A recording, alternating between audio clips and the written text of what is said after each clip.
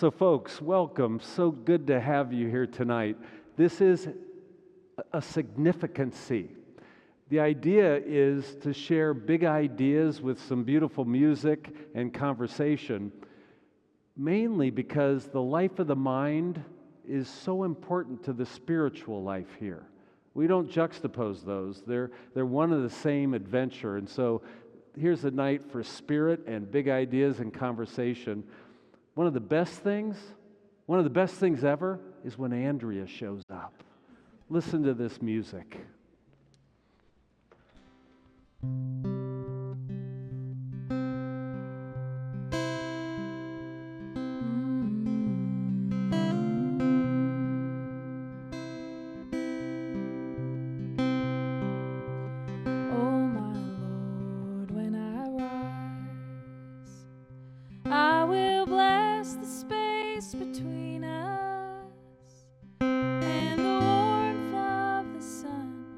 As it holds a whole day's longing, find the river flowing on, where you let go of your sorrows, and the pain you once felt is now a tender soul's reminder of the river flowing on.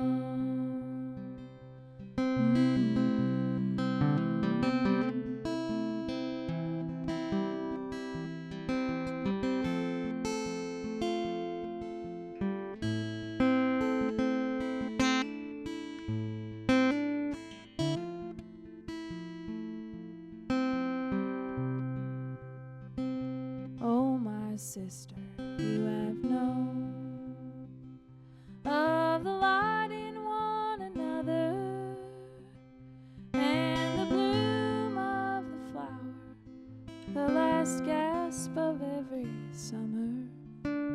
Find the river flowing on, where you let go of your sorrows, and the pain you once felt is now a tender soul's reminder of the river flowing on. Oh, my brother, come on home. Find the comfort in belonging. You could ramble all this world, and still you'd find no rest. Find the river flowing on, as you let go of your sorrows, and the pain you once felt, now a tender soul's reminder of the river flowing on.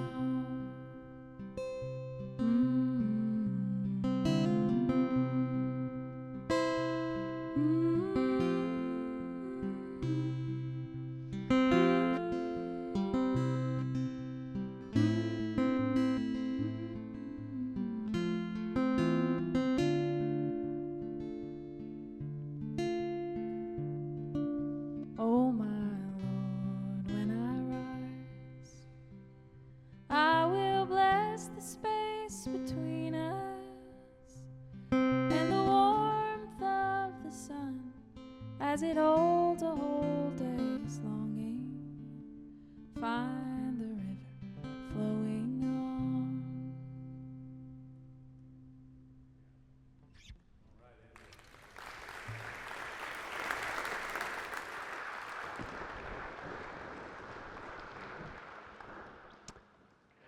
In just a few moments, I will be introducing Dr. Ari Kohen. He's done some wonderful work on heroism, moral courage. But for just a few moments, I want to explain to you why Jesus is my hero and moral exemplar. I make many metaphysical claims about him and spiritual claims as well, but in some basic way, he functions as a hero for me because of the Gospels. So, when you're a pastor of a church, you're living your life with the four Gospels, Matthew, Mark, Luke, and John. You're embedded in those stories every day. And one of the primary ways I read these Gospels is they're presenting who their hero was to me, Jesus. Let me explain. So in first century Palestine, if you were going to learn to write in Greek, the 4 Gospels were written in Greek. The primer is you copy Homer. I mean, this is how you learn how to write in Greek. And so the basic Homeric epics are like imprinted upon a Greek writer in that territory. And they wanted to tell a story about Jesus. Gospels kind of came out of nowhere. You know, they were written around 70 AD, 80 and 90 AD, so some, 40, 50, 60 years after Jesus, and they're not really biographies. What are they exactly? I mean, the faith was around before there were these stories about Jesus. Well, I think these disciples, they wanted to tell you of their hero, and they knew their Homer, and so they follow a template. When they're telling the story of Jesus to you, they're following the heroic code in Homer, that the hero is someone that treats everyone the same, whether you're a king or a pauper. The hero treats everyone with proper respect. The hero can stride into a public forum and hold forth with wisdom. The hero performs miracles in Homer and faces various dangers. And you can see in the Gospels, they play out some of these scenes. Peril at the sea, fighting evil forces, and all the sort of teaching and the way he dealt with people, treated them with respect. You can see them replaying these scenes because they want you to know of their hero. They want you to have that example to aspire to. But what has changed my life is they left one thing out of the Homeric code. At some point, they will show military prowess or vanquish a foe physically. They left that out in the Gospels. Jesus is a different type of hero all of a sudden, not the hero that punches the bad guy in the face. We only know that kind of hero. He suddenly presents the hero without a fist.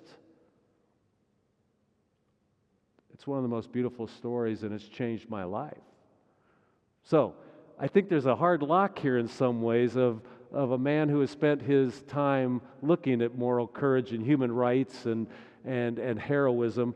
And so I want to introduce to you Dr. Ari Kohen, who's the Schlesinger Professor of Social Justice, Director of the Norman and Bernice Harris Center for Judaic Studies. He's a professor of political science at UNL. He was born in Detroit, and I asked him what he loved in life. And he said, well, my family, and I love to teach. I loved it. Will you teach right now? Dr. Ari Kohen. Thank you. Thank you so much. Thank you for having me. Thank you for being here. I'm going to hope that the tech works. I'm just thrilled to be here, thrilled to be able to talk with you for a few minutes about heroic behavior, which is something I've had a lot of fun studying over the years. Several years ago, I wrote a book on the topic of heroic behavior. Often when I say that, people applaud, but that's okay. That's fine. You know how it now on to. That was pity applause. But I was researching this book on heroic behavior, and I was really interested in ancient Greece because I'm a political philosopher by training, and so I was studying the ancient Greek heroes, especially Homer's Achilles and Odysseus, and then I turned to Plato's hero, Socrates, and I became really interested in what connected these characters, and I thought, well, I should probably figure out a definition of heroism. What are we talking about? Because I discovered when you sit down on an airplane and people ask you what you do and you tell them you study heroism, they're very excited to talk to you on the airplane. My previous book before this one was on human rights, and I used to say genocide when they asked me what I was reading about, and then nobody wanted to talk to me. But with this, people had their own definitions of heroism, and I often found myself saying, that doesn't seem right to me. You know, they would say, oh, I think a hero is my mom. And I would say, that's lovely. But what about your mother would be heroic to me. And so I wanted to come up with an idea of heroism that would get a lot of agreement. So I came up with this one, and that is the idea of a person who is facing danger or adversity, some sort of serious risk, or someone who's approaching things from a position of weakness, and who nonetheless takes action, displays great courage, makes a big sacrifice for the greater good, usually on behalf of other people. And that was generally something that people seemed okay with and seemed they were willing to agree about. And I went from this, I wrote the book, 7 people read the book, and then I thought, well, maybe I should think about something else. Maybe I should make heroism a little more broadly applicable, because not everybody is as interested in Achilles and Socrates as we are. So I decided to think a little bit more broadly, and that is to think about this concept of moral courage. And in particular, I had this sense that we look at these exemplars out there, and we say to ourselves, that's very impressive. How can I be like that? The idea first came to me because I was actually interested in the phenomenon of non-Jews who rescued Jews during the Holocaust. It was incredibly dangerous. It was very risky.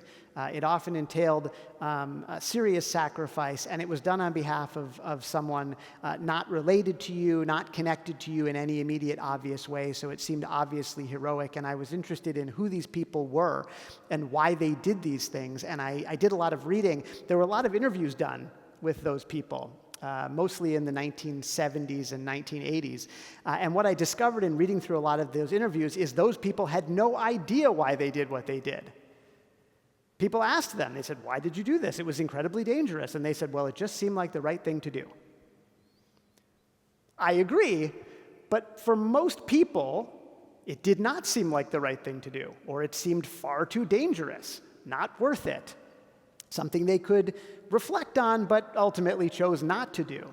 Rescue was incredibly rare, actually. We focus on those stories because they provide a light in the dark time, but it was very, very unusual to see. And so I was really interested in trying to dig in and find out what was going on. The thing is, we look at those stories, we watch these movies, there's lots of films about Holocaust rescuers, and we think, that's a great example, and that's someone I'd like to be like when I grow up. The problem is, most people don't do it. And so the question we should be asking ourselves is, first, why did they do it? And second, why do I think I would do it? Knowing that most people didn't, knowing that I think it's impressive, what's the disconnect? What we do when we hear these stories about these people is we try to envision ourselves in their place. We try to say, if that was me, this is what I would do, this is what I would be like, this is what I would do. I'm not sure if you know, do you know who any of these people are? This is audience participation time. Mostly people don't know who they are, which is why I chose them. But you have, in one corner, you have Pastor André Trucme and his wife Magda. He was the pastor in a village in France called La Chambon-sur-Lignon, which I'm sure I pronounced terribly. And they, during the Second World War, they rescued thousands of Jews, primarily children. They got their entire village in on the act.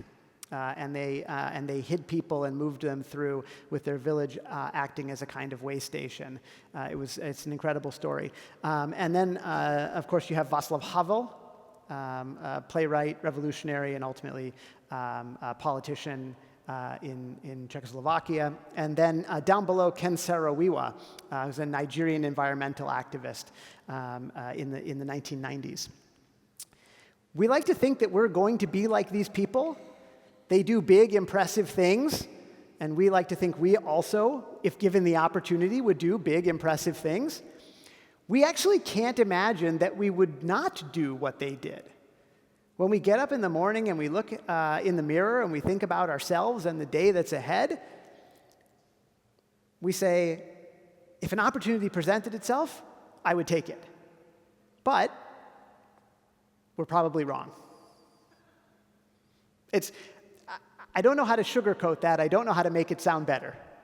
Just given the numbers, right? The statistics, the probability suggests the image that we have, the thing that we think about ourselves, we're not so likely to do what we assume we would do. Most people don't. I like to tell the story of Wesley Autry. This was probably about a decade ago in New York City. There was a man who had a medical issue on the platform in New York, waiting for a subway, and he fell onto the tracks. And Wesley Autry was standing nearby with his 2 young daughters. This is a picture of him. And he said to the person next to him, "Watch my girls," and he jumped down on the tracks to try to help the person.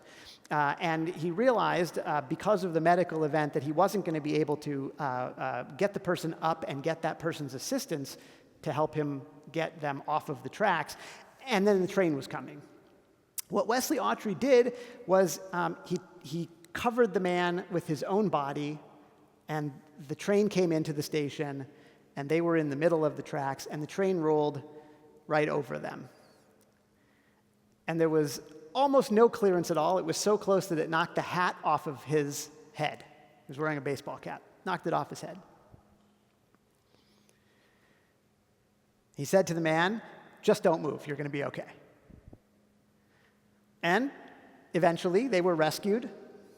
They got off the tracks. He became kind of a celebrity. He was on the late-night TV shows and all of that kind of stuff. But the thing that always came back to me was that it's actually a platform full of people. There were 70 people standing around when he jumped onto the tracks. And the other people stayed on the platform. This is a well-known problem. If you've studied psychology at all, this is known as the bystander effect. The more people there are witnessing an emergency, the less likely it is that any one of those people will take action. The bystander effect is incredibly, incredibly powerful. And yet, despite the fact that we know all about it, despite the fact that we've been teaching it for decades, despite the fact that almost everybody in the room nodded their heads when the slide came up about the bystanders, we all think to ourselves, "I won't be a bystander. I'm going to take action. I'm going to be the one who does the thing."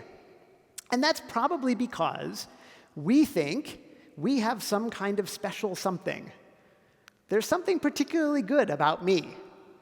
And so if I was confronted with this problem, I know about it, and I'll take action, and I'll do the right thing. But what we have to keep in mind is that the pull of the bystander effect is incredibly, incredibly strong, especially when you're facing serious risk. If you think about jumping down on the subway tracks, you're recognizing there's incredible risk there. And you're up here, and you're safe, and you're surrounded by other people, and nobody's doing anything, so it seems like probably the best thing is not to do anything yourself. The thing that we should keep in mind as we hear about these stories, whether it's the moral exemplars who rescue people, whether it's the subway track jumper, all of these people did something absolutely extraordinary. It's very unusual behavior, and I have to just keep emphasizing it. Most of us would not do this. It makes them very unusual. But they didn't start out unusual. They didn't show up, when it was time when some refugee knocked on their door, they weren't wearing a cape underneath their clothes. Wesley Autry was just going about his normal day. There was nothing particularly special about him. He was an ordinary person. Just like me. I'm a very ordinary person. The big difference between those people and everybody else is they found a way to break through the bystander effect that we all know about and that hopefully you're a little bit worried about now because I've been saying it over and over again. This is how they did it. They practiced.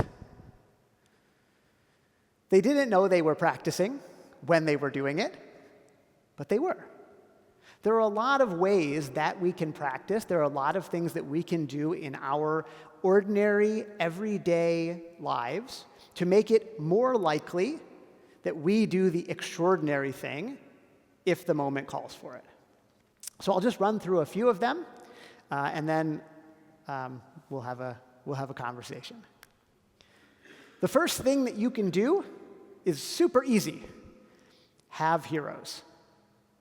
It sounds really easy, but people are actually resistant to this. To have someone stand up and say, "Let me tell you about my hero," on a stage, that's very unusual, actually. So it was a beautiful introduction. Because most of the time, we're a little bit self-conscious. What if I chose the wrong person? What if my hero is not a big H hero, right? Maybe it's just a small, maybe you were thinking, it's my mom, and then I said the thing about how maybe your mom isn't a good example, so now you feel bad about that choice. It's my fault. But the thing is, you should find those stories that resonate with you, right? You should go look up the Trocme, Trocme, with a, yeah. And you should learn about them, read their biographies. When I was researching these unusual people, what I was trying to figure out is a little bit of their backstory that might explain why they did this unusual thing that most people don't do. Learn about heroes. There are lots of books about them. Read a biography. These are field guides that a friend of mine put together. They're for kids, but the illustrations are great. I recommend them. And then tell people about your heroes, but pick your heroes carefully.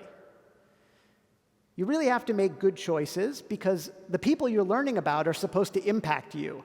They're supposed to teach you something. So I think the thing that people always default to is the professional athlete because they're very impressive, they're extraordinary. And that's nice, but I love professional basketball. It turns out I was never going to be a professional basketball player. I have a wicked three-point shot, but I stopped growing in 9th grade.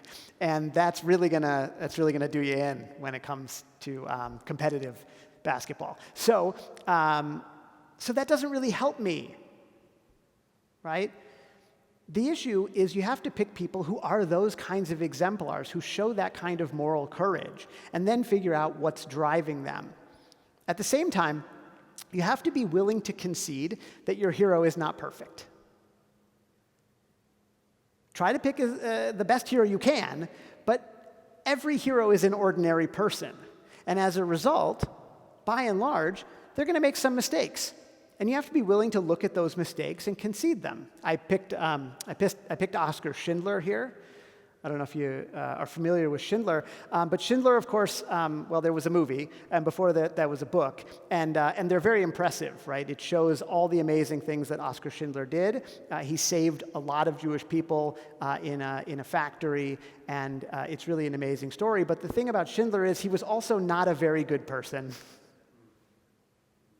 Sometimes people are shocked when I say that because I just said he rescued well over 1,000 Jews during the Holocaust, and that's pretty impressive. But one of the ways he did it, though, was that he was a member of the Nazi Party. And he was a member of the Nazi Party from the early days, not opportunistically. And he made a lot of great connections with other people who were his friends who were also Nazis. And he spent a lot of time bribing those people, which is not generally a great thing. But more than that, the big thing we know about Schindler is this amazing thing that he did. The other part we don't know is that most of the credit should have gone to his wife. Yeah? If you look up Emily Schindler, you'll see she actually should have gotten a lot of the credit, but he didn't give it to her. Not great. Anyway, I'm okay admitting that because the truth is, he still did an amazing thing. And that's why I like talking about heroic behavior, because you can have someone who does an incredible thing, who is heroic, and then at other times, not at all. We don't need heroes to be perfect in order to hold them up as examples. If we did, we would be in big trouble because not a lot of perfect people out there. I'm trying, you're trying, but we're probably falling a little bit short. The second thing you can do after you have your heroes and you talk to people about your heroes is you can start being uncomfortable. This is my friend Matt. Matt speaks all over the world. He's Australian, and he always says, for the first 5 minutes of every presentation, he's got you because he's got a great accent. And then whatever happens after that, we don't have to talk about. But the thing about Matt is that he really doesn't like standing up in front of people. And so he's made it his job to stand up in front of people. And when he does, he wears bright orange pants. I'm not sure if you can see it on the screen. And the bright orange pants tend to attract a lot of attention, even when you're already focusing people's attention on you by standing up and talking. He does that because there's something beneficial about being uncomfortable. The way this works is that most of the time, people just kind of go along. Right? We just move through our days. Our days are busy. We can fill our days with a whole bunch of things and not really think too much about it. When it comes to heroism, though, you have to be okay with stopping your routine. You have to be okay with standing up when everybody else is sitting down. You have to get used to the feeling of everybody looking at you and being a little bit unusual. Because the hero, in every situation, is the person who does what nobody else is doing at that moment. And that's not something that comes naturally to us. What comes naturally to us is working hard to fit in. That's what we want to do. We don't want people to point at us. We want to be just like everybody else, which means you have to practice being different. You have to get good at being uncomfortable. It takes work. Do you know what the number one fear is that people have? It's public speaking, right? But not me. That's everybody else's number one fear. Mine is cats. It's not. It's not. It's also public speaking. It's also public speaking. What if I did a really bad job at this? This is going to be on YouTube. This is forever. If I wasn't good at this, I would feel terrible. But there's a very real possibility that I would do a bad job here tonight. I got to just push through that. Practicing this is important. It's like a muscle. You have to use it. The next thing is much harder than the first two things. I started us off light and easy, and now I'm telling you, you have to work on expanding your sense of empathy. That is much harder. It is way more involved. I recognize this. But the truth is, we have to pay attention to the people around us, and we have to notice what we have in common with them, and we have to respond to it. Often we find ourselves in situations where it's easier not to notice other people, to just do our own thing. This is how most people today spend most of their time. They just stare at a screen. When I walk into a classroom at the university now, 95% of the students are sitting and staring at a screen of some size, whether it's the one that's in their pocket that they've taken out, or whether it's slightly larger as a tablet or slightly larger than that as a laptop. Sometimes it's really terrifying. I walk into a classroom and the lights are off. They're all in there, but the lights, no one's even turned them on. We can't possibly recognize what people around us are asking for if we don't see them. We can't help people if we're not paying attention. So we have to start paying attention. The first step is like putting your phone down. Difficult as it is, I actually left mine there.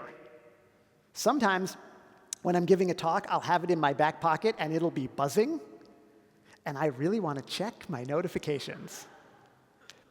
So I've learned to just put it over there. That way it's not distracting me, and I can actually interact with you, spend time with the people that are here in the room with me or on YouTube. But the thing is, that's not enough. Put your phone away is difficult, but it's not enough. To really work on empathy, to really build that, we have to start talking to people, and then we'll recognize that we're actually quite similar. We have all sorts of things in common. We might even find the differences between us interesting. And to make this happen a little bit faster, I suggest reading books, especially novels. It's a great way to expand your empathy just on the side when you're taking a break from meeting people and talking to them in person. Reading a great book is an amazing way to learn about other people, some of whom you'll never get a chance to meet, because you actually get in their heads and walk around with them and see who they are and what they think and why they make the decisions that they do. Generally, I'm sure you know this, people don't read enough anymore. We generally, as a culture, are reading a lot less. We need to read a lot more. That's how you build empathy. It's a great first step, and it also helps because you can't always be talking with other people and asking them deep personal questions about the decisions that they've made that got them to this point in their lives and so on. The last thing, do small good things. Do them all the time. I have a few examples ripped from my own life. I have 4 kids, and sometimes I take them grocery shopping with me. In Nebraska, in the winter, with 4 young children, you have what I call the shopping cart dilemma. That is, I have a shopping cart full of groceries, and I have all the children, and one is sitting in the cart, and they're all hanging on the cart and making noise, and we go out to the parking lot, and it's bitterly cold because it's Nebraska and it's February. And I load the groceries and I load the children into the car. And then I've got the shopping cart. And it's irresponsible to just leave the shopping cart in the middle of the parking lot, but it's also irresponsible to take the shopping cart to the shopping cart return area because I've already put the children in the car and someone's going to call somebody if I just leave children in the car in the winter, even if I just walked 3 steps away. And meanwhile, while I'm having this whole dialogue with myself in my head, a stream of people are walking past me and they're all going into the grocery store, and what's the first thing that they're going to do? They're going to get a shopping cart. Imagine if they had offered to take my shopping cart. That's just such a small good thing, and it would have saved me a lot of trouble. But nobody ever does. Nobody ever does. I have a number of people in the room, a couple of former students who, I don't know, they couldn't get enough of hearing me lecture, so here they are, thank you. But I work in a big building on campus, and it has the worst elevators in any building anywhere in the world. The elevators don't make any sense. They're nodding. They know what I'm talking about. They don't make any sense. You walk up to the bank of 3 elevators, one of which is never working, but you don't know which one. And then you see, oh, this one's on floor 9, and this one's on floor 3. And you're like, well, great. I pressed the button. Floor 3 is going to be here in a minute, but it's not going to be here in a minute. That's just to trick you. The one that's on floor 9, that one's coming. It's going to be here soon. It gets all the way down to 2, and then it inexplicably goes up again for some reason. And you're just standing there waiting and waiting and waiting for the elevator. And the maddening part is not that. That's not the worst part. The worst part is right before you got to the bank of elevators, you saw one of the doors closing, and you had that moment with the person in the elevator. You saw them, and they saw you, and you both knew for 1 second that they were not helping you. And they knew how terrible the elevator was going to be for you after this because they've experienced it before themselves, but they're still not helping you, and the look on their face tells you everything you need to know. They know that they did a bad thing. And it's not because they're a bad person, it's because it takes 2 seconds for the brain to make the finger push the hold door button. And they wanted to help, but by the time they got, it was too late. So what I do now to combat this is every time somebody holds the elevator door and I witness it, I give them a piece of candy. I just keep candy in my pockets at all times on the off chance that somebody holds the elevator door for somebody else. Positive reinforcement. The thing is, these small good things add up. They really do. they're not heroic. It doesn't cost you anything. There's no sacrifice. There's no risk. Asking me if you can take my shopping cart inside for me, that's not going to hurt you. It's just going to help me. This is not heroism. It's just being nice. But being nice matters. It's good practice. The more times in a day that you can do something to help somebody else, the more you are priming the pump for heroic action in the future.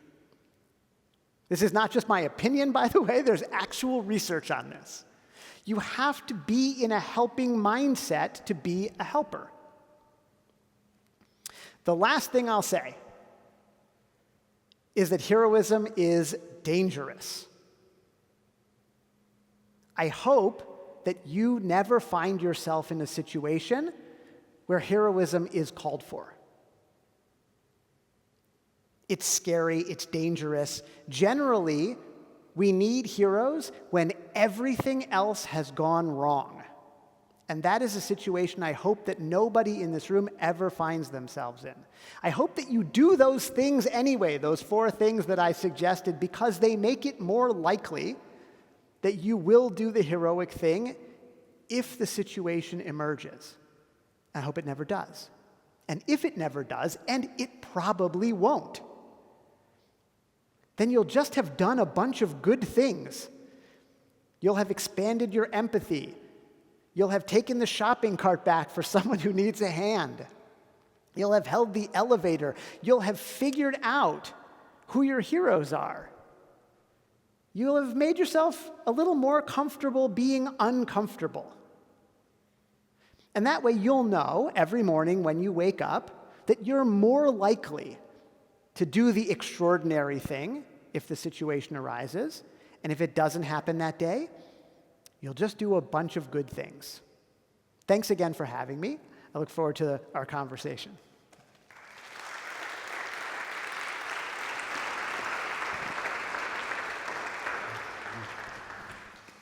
Oh, thank you, Dr. Kohen. So I want to back up in your intellectual journey because I didn't hear, how did it become such a big subject matter in your intellectual life? What were the first connections that developed it?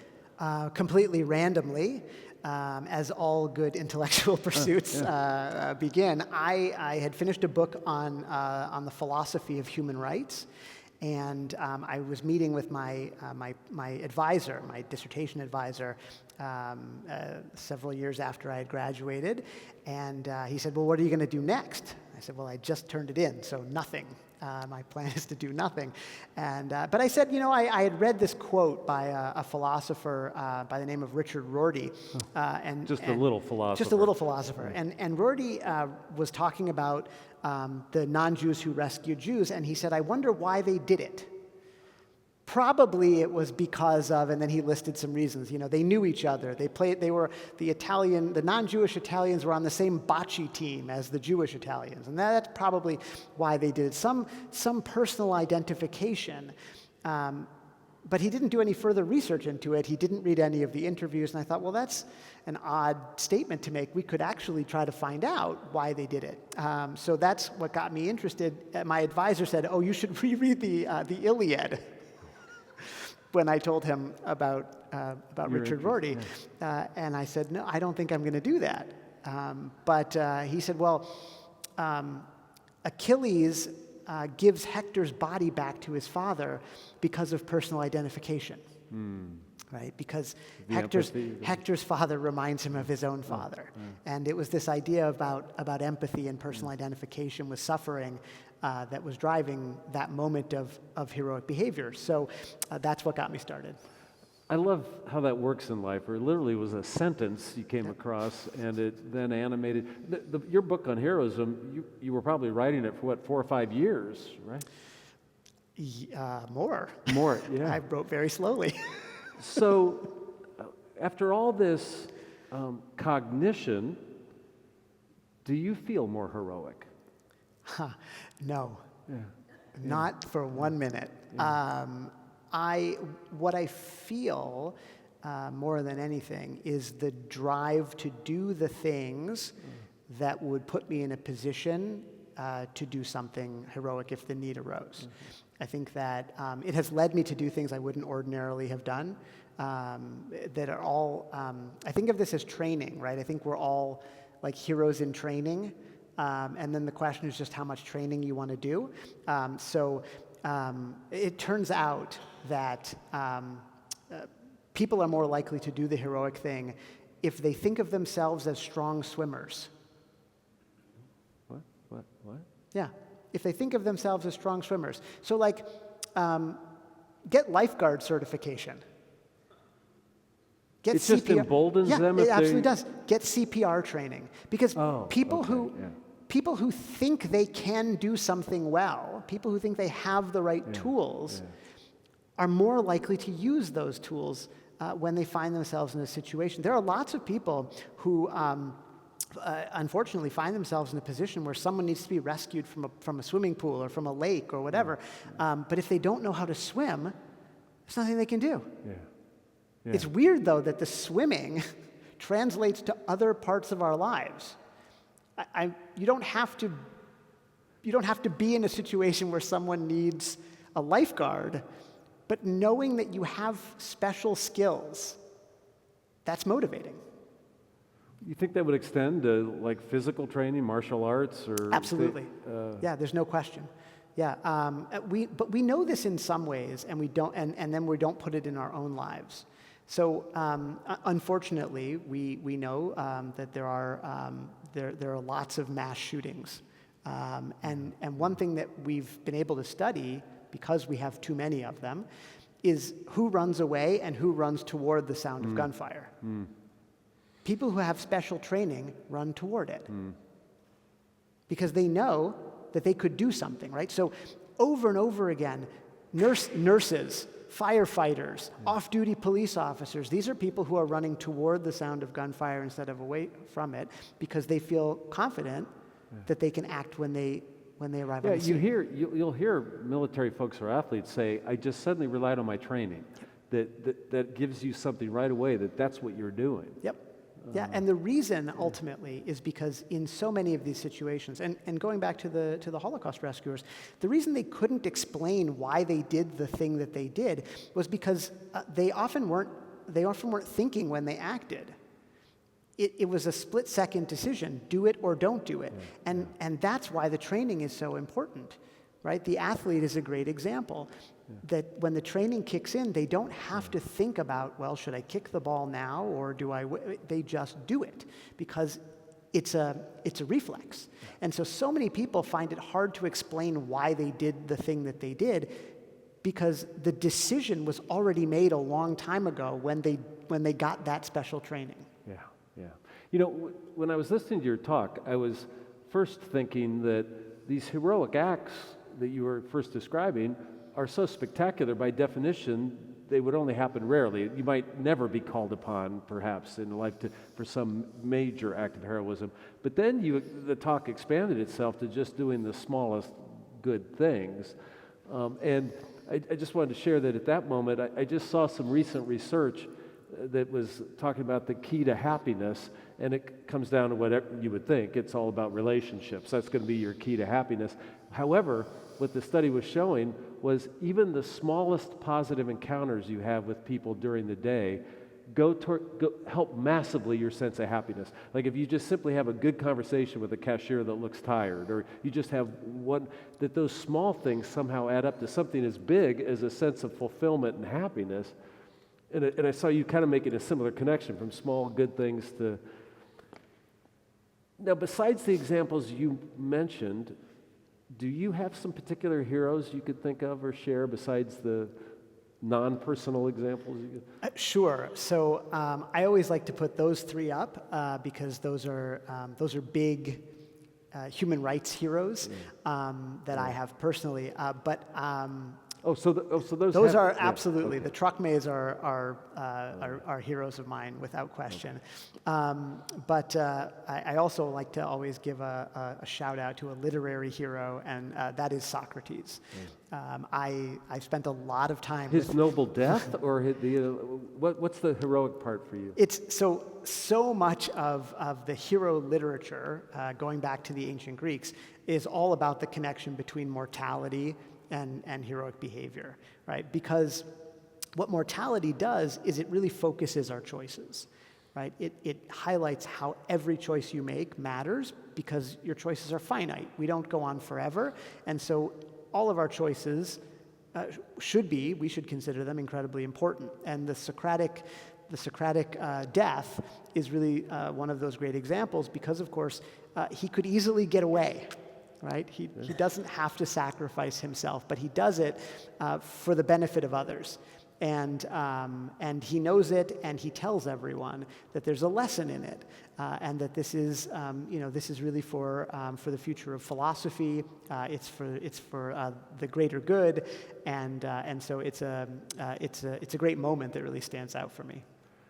Yeah, it was so essential to the ancient Greeks, this idea that your manner of death and the way you behave during it has integrity with the way you lived, that it's coherent in that way. When you're talking about heroes, I was remembering that as a child, I grew up with a big bust of Dr. Martin Luther King in our living room because he was such a hero of my father's, and I think heroes can be passed on in families like that. I just was talking about this recently, that my father was president of the Des Moines School Board, and it came time to try to desegregate the schools, and he bussed my sister and I across town to an all-black school. We were the only two Anglos there, trying to live out some of that vision. And so I saw him trying to practice what he saw in his hero. So I don't know where I was going with that. I was just talking to you. No, listen, it's a great example, and I think that you're right to say that we can pass our heroes along to others. Yeah. I think that too often, really, people don't want, they love to talk about like Marvel superheroes. Yeah. Everybody feels very comfortable sharing their opinion about Iron Man, but they don't feel really comfortable. He's really cool. He's very cool. They don't feel so comfortable talking about people who have really made an impact on them, because that's a vulnerability, right? You're really sharing something about yourself when you share what you think about heroic behavior, what that says about you. Yeah. So, I mean, that example, seeing a parent really practice this, absolutely kind of continues that generationally. There's no question. So you were talking about the bystander effect being something that can hinder heroic behavior. And the chances are that we would all be the bystanders in a situation like that. But I want to talk about the moral courage that might be called upon in our own times in a broader way. So for example, in the politics of our time, for example, both sides of the political spectrum in America would describe that there's a catastrophe happening, that it's a crisis. So whatever side of the political spectrum you're on, the language is apocalyptic, that our democracy will be lost. Both sides will say the same thing. The democracy will be lost, that we are in serious peril. And so it seems to be calling us to some moral courage, whatever side of the political divide you're on, and yet the sheer complexity of, is this just hyperbole? What can I really do anyway? In what way do I have agency in these morally complex times to act with moral courage? Is this making sense? That it feels like, are we all then bystanders just because the complexity is too great? I'm not sure there's a question in there. No, that was a question. Okay. It went up at the end. Okay, it went up at the end. That's a question. Thank you. So there are a few ways to think about this, and I guess what I'll say is that there is complexity there, and we generally, a lot of people are bystanders, and so we can find reasons why they're doing it or not, but in terms of the kind of apocalyptic sense of our contemporary politics, I'm going to say it's a little bit different than just a problem with parties or something like that. We're ultimately facing a kind of crisis that is about our political philosophy as a country, right? So we are built on a foundation of political liberalism. That is not like the Democrats, right? Yeah. But like going back to John Locke in 1690 kind of political liberalism. And that is about building institutions that ensure equal rights and equal treatment, that ensure toleration, that allow people to have personal liberty and rights, and that are also built on deliberation, right? Real back and forth. And the biggest crisis that I think we could actually do something about is that loss of deliberation. We are not talking to each other anymore, and if we do, we're not talking in a way where we are having a real spirited conversation where we listen to the other and we approach what they're saying with some sense of good faith that we all have a common project together. That is something that,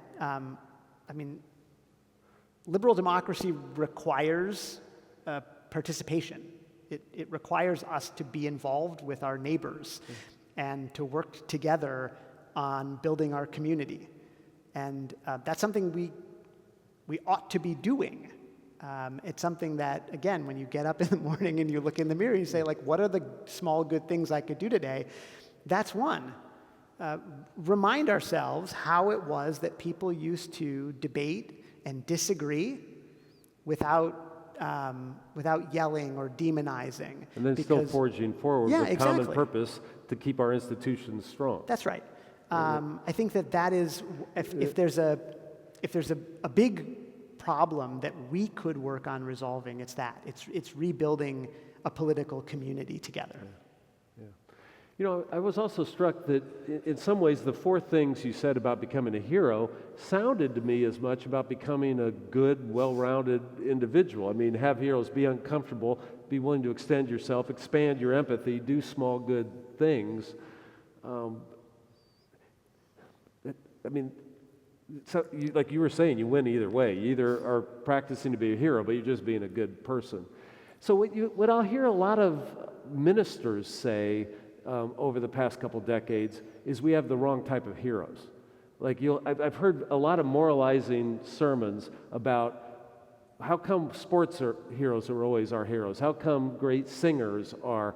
That somehow we've lost the ability to look to true moral courage rather than just extraordinary ability. And you're not. So maybe this aren't moralizing sermons. Would you agree with those? To an extent, but I would turn it a little bit, and that is to say, I actually think that we turn to the celebrities and we say that they're our heroes because it's comfortable, because it's a common touchstone. It's something we know other people will agree with us when we point to the basketball player or the actress, and they'll say, "Oh yeah, I know that person. You and I, we can get along because we have this in common." It's much more challenging. It requires real work to talk about something that's deeper than being the star quarterback for the Kansas City Chiefs. We can all agree that, like, the football player is very good at throwing the football. Super. Yeah. It takes more work to really look at the moral exemplar and dig into that person and see the flaws. At one point when I was working on this book, there's a chapter in there where I talk about John Kerry and John McCain. And people used to yell at me all the time about John Kerry and John McCain, because if you liked one, maybe you didn't like the other, and they were very polarizing a decade and a half ago, and it was a whole big thing. But they're both heroes. They both did heroic things. And people didn't want to agree with me that they did those heroic things because they didn't like something else about them. About politics.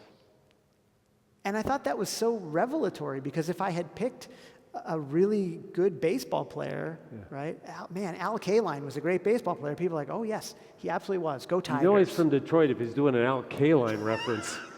Well, as you say that, it's interesting how important heroic aspects of presidential politics have been, like PT Boat 109 with Kennedy, or Roosevelt, or Bush when he was a pilot, and that's been a key part of what we see as presidential.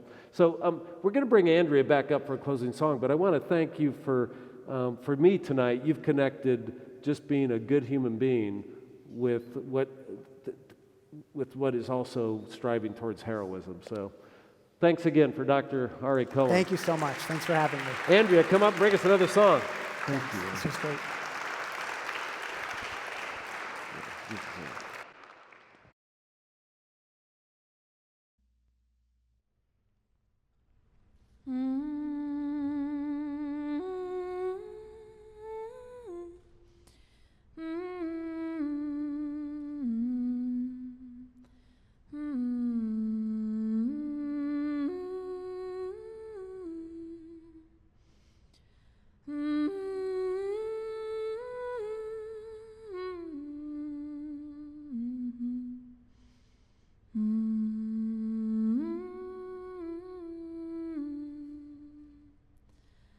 As the cold breaks down on me today, I will find a better way.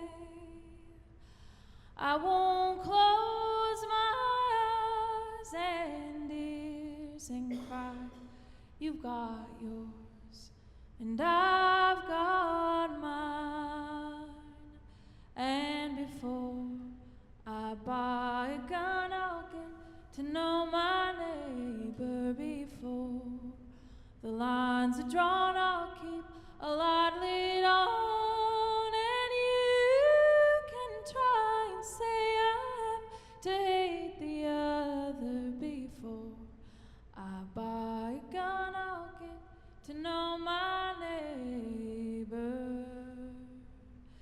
It's a fragile thread that holds us all, fraying at the seams, while you hope and pray for what's to come.